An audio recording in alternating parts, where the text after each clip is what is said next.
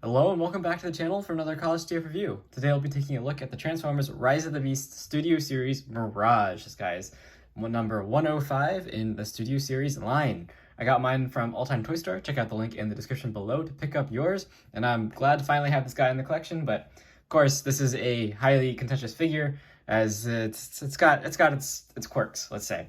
So we'll get into that in a little bit, but first let's take a look at the packaging. This guy, so you do of course get the display stand, which is nice, from the area in the Bronx probably where Noah is meandering around with Mirage, so you get that. And here's the packaging. You can see he has the wrong face mask on the package, which is interesting. This guy is definitely pretty early in the CGI concept, so you can see figure on the back, figure on the side, again with the wrong face mask. And he is, again, number 105. You do get instructions as well, pretty straightforward. And let's take a look at the figure. So here is Mirage, and you can see what I do love about this figure is the paint. The metallic paint looks phenomenal. Very nice face sculpt there. Looks pretty good from the movie. Looks pretty good. Of course, we can just get straight into the issues everyone has with this figure. One, the kibble.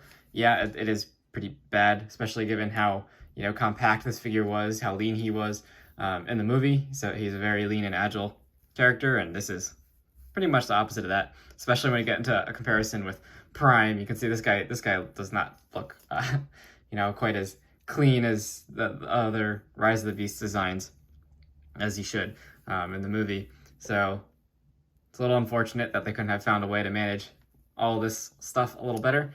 And part of that's definitely the alt mode. The alt mode is incredible.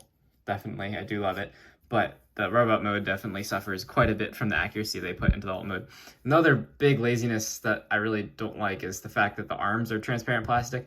Now, it doesn't feel brittle or anything. It's nice, solid plastic, but come on. Couldn't have painted the form or just cast this in non-transparent plastic. That would have probably been the better move. But overall, we just, factor out the kibble for a little bit. You can see like the chest detail is nice, the torso detail is nice, the legs here are very nice.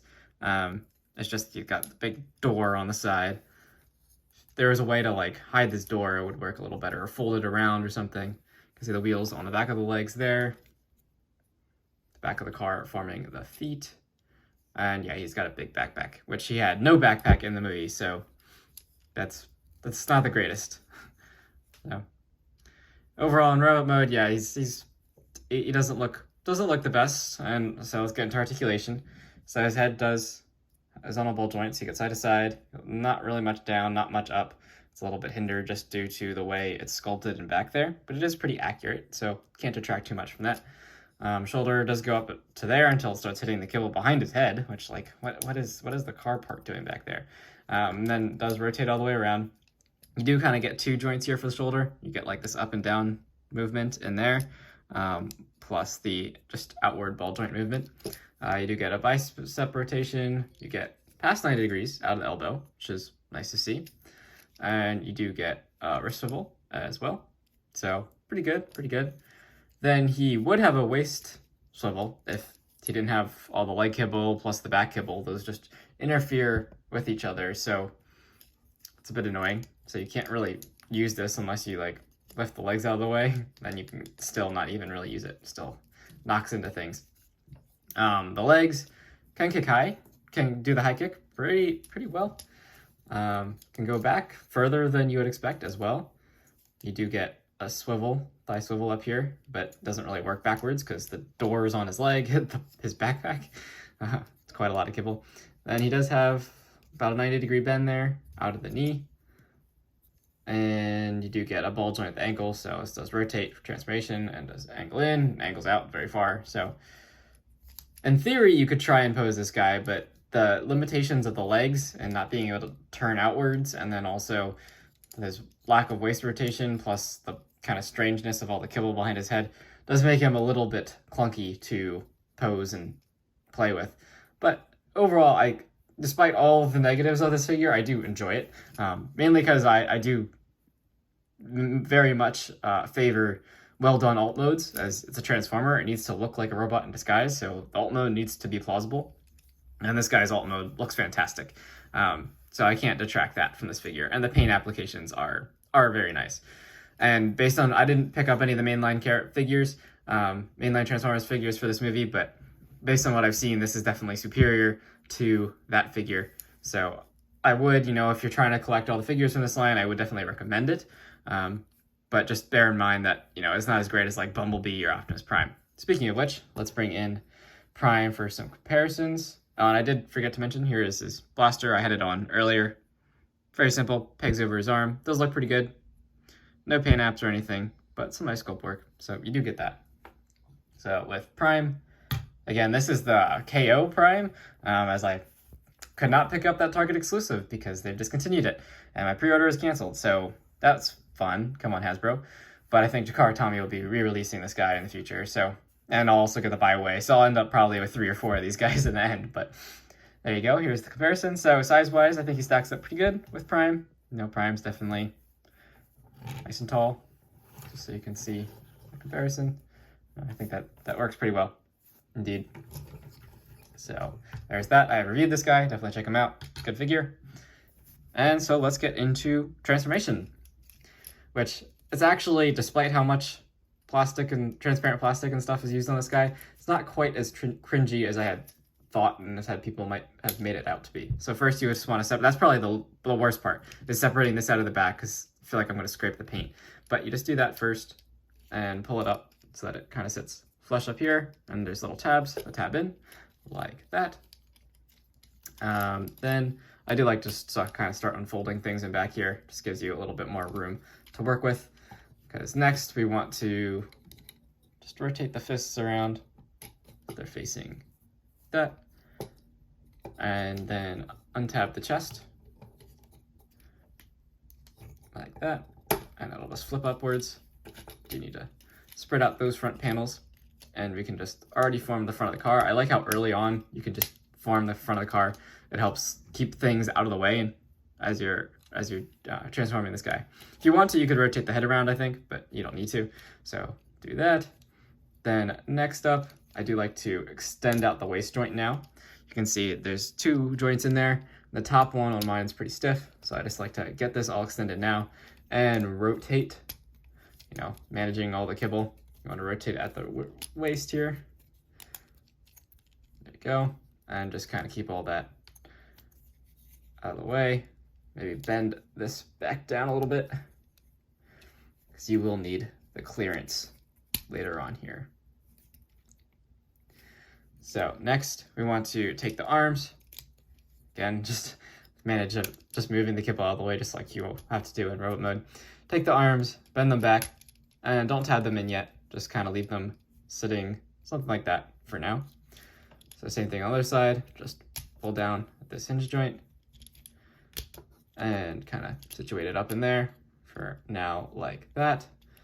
Now we can bring down the wheel here, and it does just tab in behind the headlight there. Right, you can just see a little tab. There's a slot behind the front headlight. And you do just have to pull on the front of the car a little bit to get that to sit where you want it to. Just make sure the shoulder's out of the way. Tabs in, no problem. And we can go ahead and tab in the shoulder now. Up top here. It's a little tab and slot, just a matter of aligning it all. There we go. Same thing on this side. Get all that aligned. There we go. And straighten out those windows. So we got the front of the car is basically done. Now come to the back here and just kind of rotate all this around. It's pretty straightforward once you have this figure, just to see how everything aligns. And then you do want to, I like to flip out the wheel now too. It's just on a double hinge joint, pulls out, just to help align where all this should go. Do the same thing on the other side. It will just kind of come undone as you're doing it. Also rotate this back around, so you will need that rotated. Rotate that around, rotate the door and the fender. And that. Get this pretty much lined up. Then you do have this slot here which there's a tab on the inside of the door. And so to get all that to line up, you need to take his waist in here, this piece, and it'll go underneath his torso. So this is just slightly tricky, but snaps right in. And then you can just align the door panels up here, the sides, like that. And now it will all start coming together pretty easily, actually. Just make sure the windows are situated correctly as well. You can see what he's starting to look like from the underside there. And next, I want to bring down the roof, as it will start aligning all this stuff for us. So I just bring this whole back section down, and I don't like this part of the transformation as much either, but there is a little trick when you're transforming him in reverse, which I'll show in a minute. But so you have this tab, and it has like a groove on the side, as there's a tab on the inside of that fender. And you can also combine this back section here, just keep it out of the way. And it's just a matter of tabbing all this in.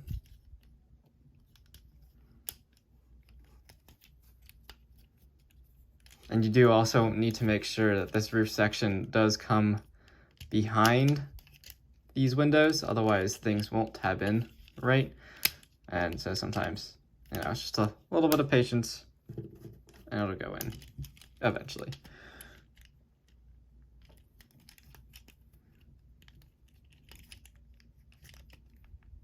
Of course, for whatever reason right now, it's not cooperating with me. Okay, so let's get these straightened out.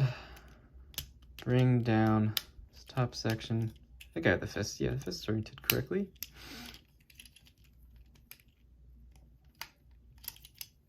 Go. That side's in. Sometimes it helps if you just, this is the kind of the transformation trick that I use going in reverse. It's just to rotate this fender a little bit. Sometimes that definitely, it works to get the tab out. Getting it in, not as much, but getting it out, it works. Come on.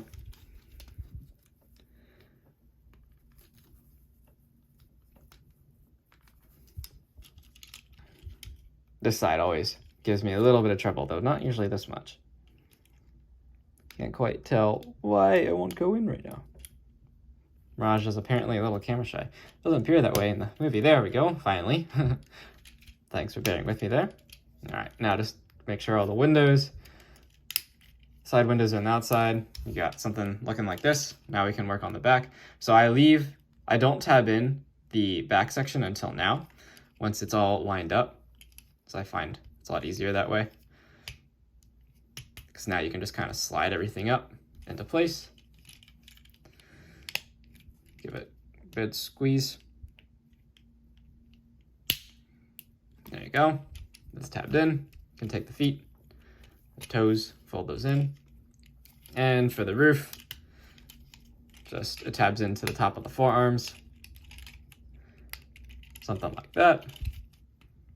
And that's Mirage, finally. Apologies for a little bit of mess up there. That's just, you know, it's a little harder to see him when transforming him on camera. But here he is in his Porsche 911 alt mode. And yeah, this looks sweet.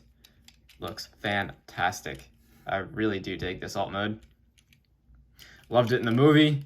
Very good choice. Now, it is a little weird, of course, that Mirage is a Porsche. That should be Jazz. Mirage should be an Indy car. But we did see him briefly transform into that when showing Noah all the different alt modes, including a trash truck, which he uses. So he is Mirage. He can be whatever he wants to be. And a Porsche is a very nice choice. So you can see all the nice paint apps on here. So nice red taillights, blue stripe going across the whole car, very nice silver paint.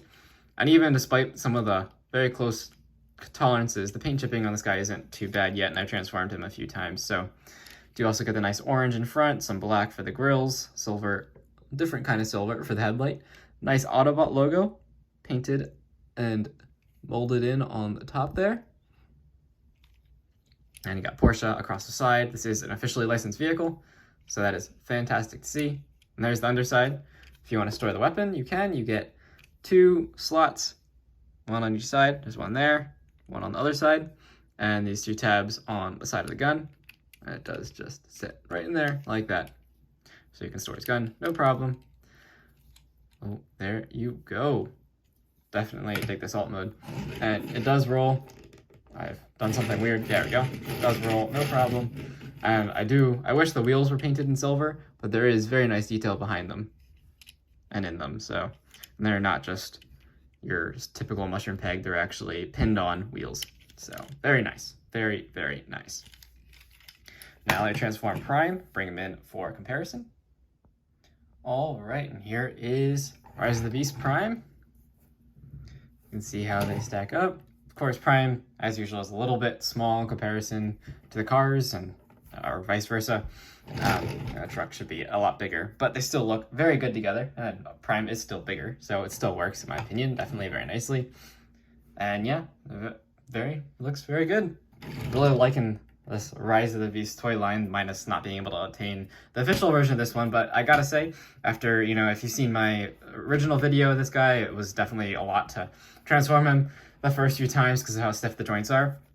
But as just playing around with him, he's getting a lot better, and the paint apps on this guy are definitely better than the original release. He's got silver, where a lot of these colors were a light gray on the original release official release from Hasbro. So I'm very much liking this version of the toy. It's not even the official one, but it's very good, very good. And the die cast on him makes him feel extra hefty. So just as a side note, and if you haven't seen that video, definitely check it out, as this guy might be worth picking up if you haven't been able to obtain the official figure. So there is that comparison. I think this is, despite his problems in robot mode, his vehicle mode just rocks. It looks fantastic. I do absolutely love the Porsche alt mode. So there you go. Sorry I don't have any of the other figures with me right now to do other comparisons, but at least you can get a sense of scale with Prime, and it does, if you see my other videos, you can then gather how this guy will stack up with the other Rise of the Beast figures. Again, I got mine over from All Time Toy Store. Check out the link in the description below. If you like this video, please leave a thumbs up and subscribe if you have not already. Thank you to all of you who are subscribers and frequent visitors to the channel. Thank you very much, and I'll see you in the next review. Thanks for watching.